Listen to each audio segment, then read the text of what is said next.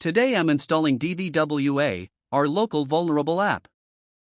First, I install Apache and MariaDB so a web server and database run locally.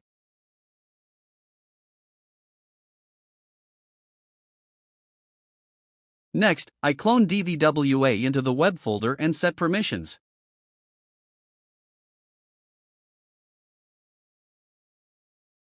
Then I create the DVWA database in user.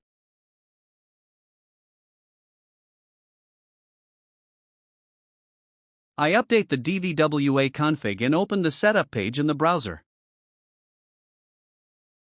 DVWA installed, lab ready. Tomorrow, I'll show the first XSS or SQL demo. Follow to learn with me.